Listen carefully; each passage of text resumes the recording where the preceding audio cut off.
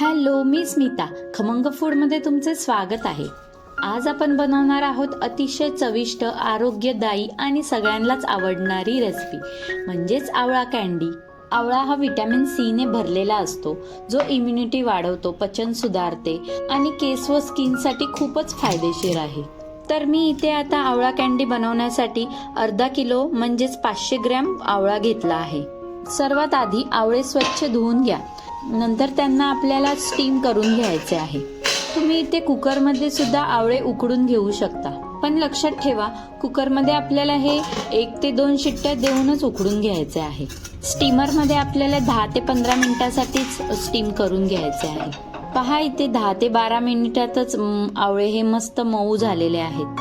आवळे थंड झाल्यावर हाताने किंवा सुरीने त्याच्या फोड्या करून त्यातली मधली बी काढून टाकायची आहे. पहा, हे आवळे अलगद ओपन होत आहेत. अशा प्रकारे या सर्वच आवळ्यांमधल्या बिया काढून ह्या आता फोडी मिक्सरमध्ये वाटून घ्यायच्या आहेत. मिक्सरमधून आपल्याला या आवळ्यांची मस्त अशी बारीक प्युरी करून घ्यायची आहे. आता गॅसवर एक पॅन ठेवून त्यात ही प्युरी शिजायला ठेवायची आहे. त्याचबरोबर त्यात बारीक किसून घेतलेलं 300 ग्रॅम गूळ टाकायचं आहे.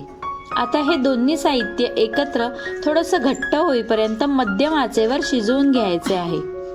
मिश्रण थोडंसं घट्ट होत आलं की त्यात 1 चमचा काळं मीठ, चवीनुसार मीठ आणि 1 चमचा काळी मिरी पावडर टाकून त्यानंतर त्यात अर्ध्या लिंबाचा रस, कॉर्नफ्लॉवर स्लरी मिक्स करून थोडंसं जेली टाईप टेक्स्चर येईपर्यंत हलवत राहायचे आहे.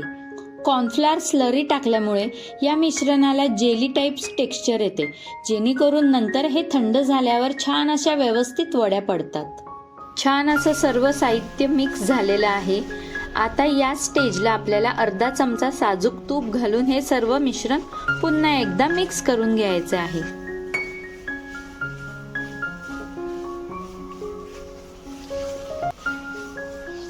पहा, हे मिश्रण पॅन पासून सुटायला लागले आहे.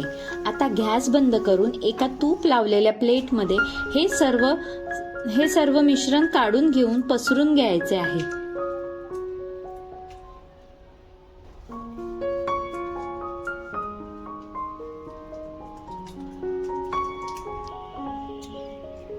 आता हे मिश्रण थंड होईपर्यंत असंच या प्लेटमध्ये ठेवायचे आहे. एकदा का थंड झाले की त्याच्या वड्या पाडून घ्यायच्या आहेत.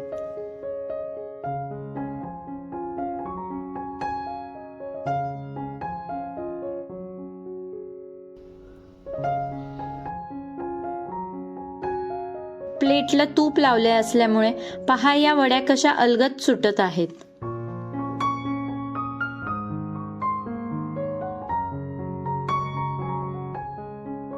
आता तुम्हाला हव्या त्या आकारामध्ये वड्या कापून घ्यायच्या आहेत. या वड्या एकमेकांना चिकटू नये यासाठी मी इथे वरून थोडीशी पिठी साखर भुरभुरली आहे. तयार झाली ना ही आवळा कँडी.